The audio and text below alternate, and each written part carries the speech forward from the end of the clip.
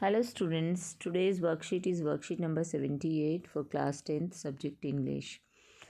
And this worksheet is based on a chapter Madam Rides the Bus. Let's start the worksheet. Question number 1, read the extract given below and answer the questions that follow. नीचे दिए गए extract को हमें read करना है और फिर दिए गए questions के answer करने हैं.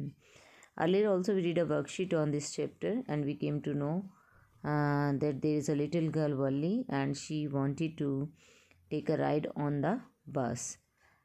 तो हमें पहले भी इसके बारे में वर्कशीट की थी और जाना था कि इस चैप्टर के अंदर एक लिटिल गर्ल है वली जो कि बस राइडिंग करना चाहती है. तो आइए जानते हैं इस एक्सट्रैक्ट में क्या दिया गया है. Let's read it. Sometimes the bus seemed on the point of gobbling up another vehicle that was coming towards them or a pedestrian crossing the road.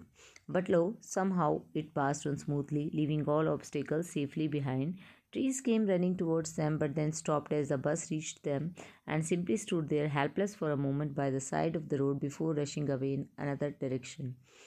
Suddenly, Valli clapped her hands with glee. A young cow, tail high in the air, was running very fast, right in the middle of the road, right in the front of the bus.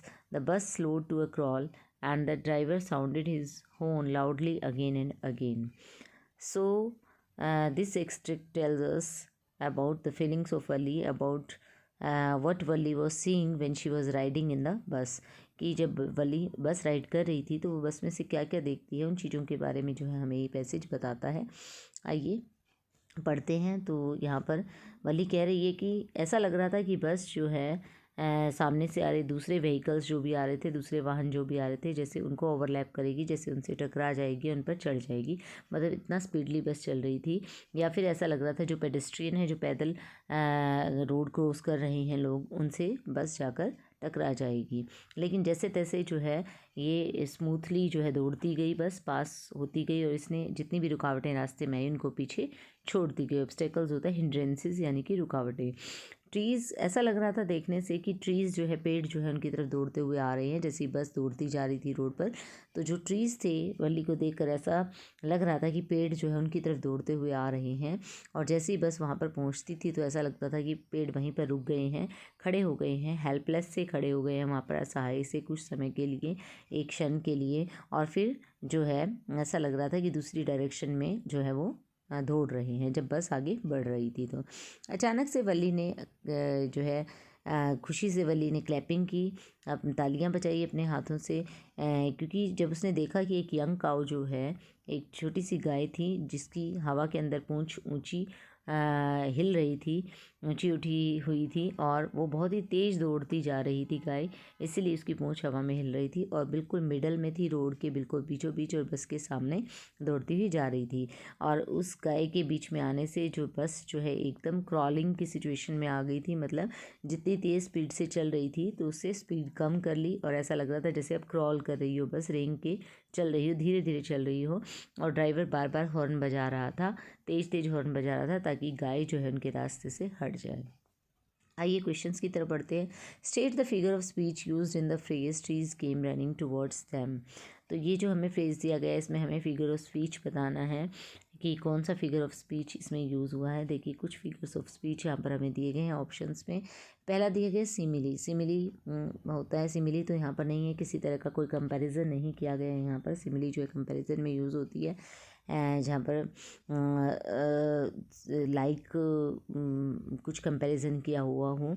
तो ऐसा कोई comparison नहीं है. और metaphor भी नहीं है. Metaphor जो है अगर आप मेटाफर फिगर ऑफ स्पीच तब यूज़ होता है जब डायरेक्ट आप जो है किसी चीज़ के ऊपर डायरेक्ट कंपैरिजन जो करते हैं तो मेटाफर यूज़ होता है, जैसे हिंदी में रूपक होता है. ऐसे ही थर्ड हमें दिया गया पर्सोनिफिकेशन. पर्सोनिफिकेशन जब हम किसी भी थिंग को या ऑब्जेक्ट को जो है हम ह्यूमन क्वालिटीज़ देते हैं, ह्यूमन क्वालिटी, तो पर्सोनिफिकेशन यूज़ होता है. एलिट्रेशन होता है repetition of sounds, consonant sounds, तो एलिट्रेशन होता है. तो एलिट्रेशन भी यहाँ नहीं है, मेटाफर नहीं है, सिमिली नहीं है, किसी तरह का कोई कंपैरिजन नहीं किया गया. सिर्फ ट्रीज़ को हमें क्वालिटी दी है, ह्यूमन क्वालिटी दी है कि वो रन कर रहे हैं, पेड़ जो है ऐसे दौड़ रहे हैं जैसे ह्यूमन बींग्स दौड़ते हैं. तो यहाँ पर हमारा जो फिगर ऑफ स्पीच होगा वो होगा personification. Choose the options that list the set of statements that are not true according to the given extent.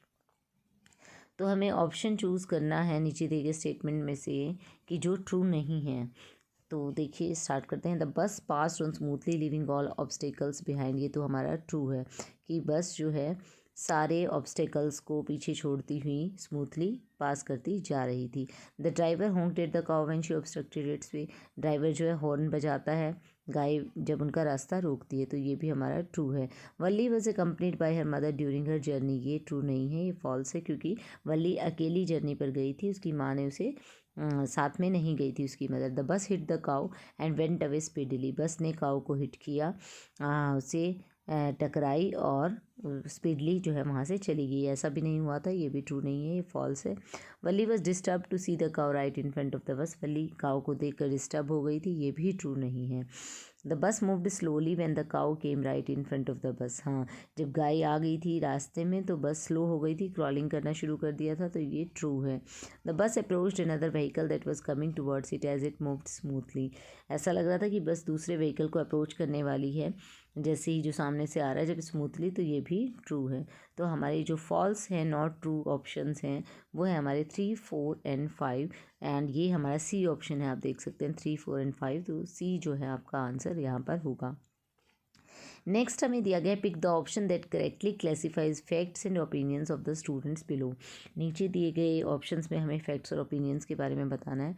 First option हमें दिया गया I think Valli was quite insensitive as she clapped her hands with glee while the helpless cow ran right in front of the bus. देखिए इसके अंदर जो statement दी गई है, नीचे जो दिया गया है वली क्लैप्ड हर हैंड्स, ये तो फैक्ट है, लेकिन क्योंकि ऊपर दिया गया है आई think Valli was quite insensitive, मुझे लगता है कि वल्ली इनसेंसिटिव थी, भावुक नहीं थी, वो इनसेंसिटिव थी चीज़ों के प्रति, तो संवेदनशील नहीं थी, तो ऐसा नहीं था, ठीक है, ये फैक्ट नहीं है। वो वल्ली संवेदनशील थी, सेंसिटिव थी, जब उसने बाद में काऊ की डेड बॉडी को देखा था तो शी बिकेम वेरी इमोशनल।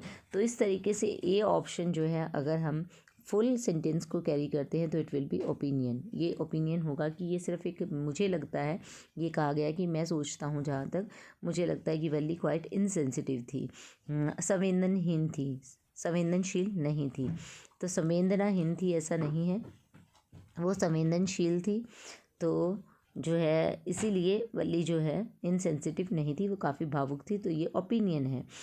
इस ओपिनियन के अकॉर्डिंग कहा गया है कि वो संवेदनहीन थी, संवेदनाहीन थी, ऐसा नहीं था। तो हम बी पार्ट पर पढ़ते हैं। Oh no Valli was just a keen observer and a fairly confident child who planned a journey all by herself. देखिए वल्ली कीन ऑब्जर्वर थी, कॉन्फिडेंट भी थी, और उसने अपने आप जर्नी प्लान की थी, तो चैप्टर के अकॉर्डिंग ये हमारा फैक्ट हो जाता है। Even I feel it was sheer innocence on the part of Valli which made her happy on witnessing a running cow। तो देखिए यहाँ पर भी ये कहा गया है कि मुझे लगता है, जहाँ तक मुझे महसूस होता है कि सिर्फ उसकी मासूमियत थी, वो बहुत मासूम थी वल्ली, जिसकी वजह से उसे हंसी आ रही थी एक रनिंग काऊ को देखकर, मासूमियत की वजह से। तो ये भी एक ओपिनियन है, ये देखिए मुझे लगता है ऐसा, इवन आई फील, मुझे तो यहाँ तक लगता है कि इनोसेंस था उसके अंदर बहुत ज़्यादा, तो ये भी एक ओपिनियन हो गया। Never the less Wali was happy and filled with excitement while she witness the running cow.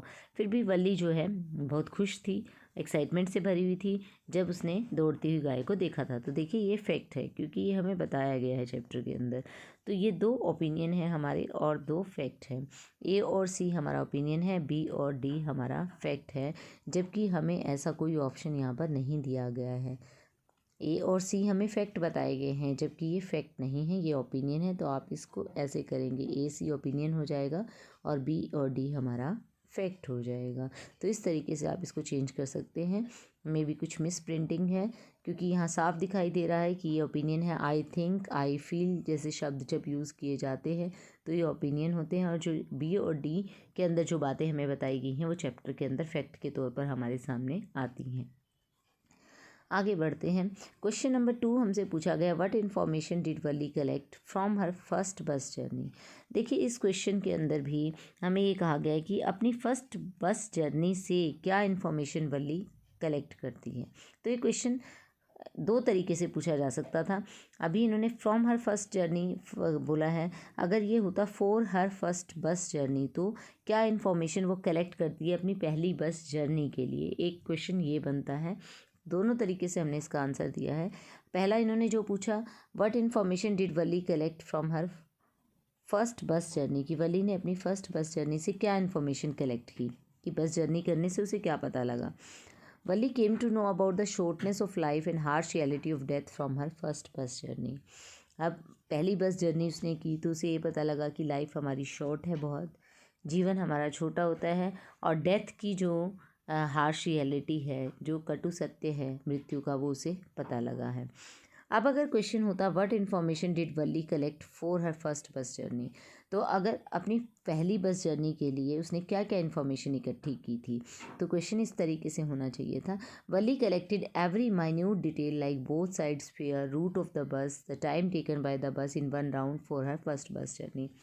वली ने हर कोई इन्फॉर्मेशन कलेक्ट की थी, सूक्ष्म से सूक्ष्म, जो छोटी से छोटी इन्फॉर्मेशन उसने कलेक्ट की अपनी बस जर्नी के बारे में, जिसमें उसने कलेक्ट किया कि बस का बोथ साइड का फेयर क्या है, कितना किराया लगता है, रूट क्या है बस का, कहाँ से कहाँ जाती है, और कितना समय लेती है एक राउंड के अंदर आने जाने में। तो ऐसी सारी इन्फॉर्मेशन वली ने कलेक्ट की। आगे हमें क्वेश्चन दिया गया, never mind she said, I can get on by myself, you don't have to help me, said Valli to the conductor. तो वली ने कंडक्टर से कहा कि नहीं नहीं, मुझे तुम्हारी हेल्प की ज़रूरत नहीं है, मैं अपने आप जो है चढ़ सकती हूँ बस में, और बुरा मत मानो, मुझे तुम्हारी हेल्प नहीं चाहिए, मैं अपने आप चढ़ सकती हूँ, ऐसा उसने कंडक्टर से कहा। Valli is quite confident and displays extraordinary courage while she travels alone in the bus. जब वो अकेली ट्रैवलिंग कर रही थी बस में, तो वो बहुत ही कॉन्फिडेंट थी और उसने बहुत ही असाधारण साहस का परिचय दिया था। Taking inspiration from her character, right how courage grit determination helps one to achieve one dream. अब उसके कैरेक्टर से इंस्पिरेशन लेके, प्रेरणा लेके आपको बताना है कि किस तरीके से साहस, मेहनत और डिटर्मिनेशन जो है, दृढ़ निश्चय जो है, वो आपको आपके ड्रीम अचीव करने में हेल्प करता है। देखिए इसका आंसर हो सकता है, Valli was a small girl, Valli एक छोटी सी लड़की थी, she had a strong desire to ride on the bus, और उसकी बहुत ही गहरी इच्छा थी, बहुत ही दृढ़ इच्छा थी उसके अंदर एक, कि वो बस राइडिंग करे। शी वॉज फुली कॉन्फिडेंट, और पूरी तरीके से कॉन्फिडेंट थी। She had firm determination to fulfil her dream, दृढ़ निश्चय था उसका अपने सपने को पूरा करने का। She started planning for it, उसके लिए उसने प्लानिंग शुरू की। She started collecting every minute information about the bus, like bus fare, route in time taken by the bus in one round. उसने एक एक छोटी छोटी डिटेल जो थी बस के बारे में, वो इकट्ठी की कि बस का किराया क्या है, बस का रूट क्या रहेगा, टाइम कितना लेती है बस राउंड में। She collected money for fare, और उसने किराए के लिए पैसा इकट्ठा किया। Choose the afternoon time for her bus journey so that her mother won't came to know about her journey because she use to sleep during afternoon. अब उसने जो है बड़ी चतुराई से आफ्टरनून का समय चुना बस जर्नी के लिए, ताकि उसकी माँ को इस जर्नी के बारे में ना पता लग सके, क्योंकि उसकी माँ इस समय के दौरान सोती थी। Finally she boarded the bus confidently, बड़े ही विश्वास से उसने बस में बोर्ड किया, चढ़ी बस में, एंड ट्रेवल्ड इंडिपेंडेंटली, और इंडिपेंडेंटली ट्रेवल किया। फाइनली रिटर्न होम सक्सेसफुली, वापस घर आ गई successfully. She refuse to take any help from the conductor, और कंडक्टर से कोई भी हेल्प लेने से उसने मना कर दिया। And told her that she was a big independent girl, और उसको कहा कि वो एक बड़ी और इंडिपेंडेंट गर्ल है, जो आत्मनिर्भर गर्ल है। Thus we see that one can achieve one goal with courage, firm determination, hard work, confidence and strong will power like Valli. इस तरीके से हमें पता लगा कि किस तरीके से हर कोई अपना गोल अचीव कर सकता है, अगर उसके अंदर साहस है, दृढ़ निश्चय है, मेहनत करता है, विश्वास है, और स्ट्रॉन्ग विल पावर है अपने गोल को हासिल करने के लिए, अपने एम को अचीव करने के लिए, अपने ड्रीम को पूरा करने के लिए। तो वल्ली की तरह हर कोई ऐसा कर सकता है। तो यहाँ पर ये वर्कशीट जो है आपकी हो जाती है ख़त्म। I hope you understood this and this video will help you lot in doing this worksheet. Thank you, stay safe.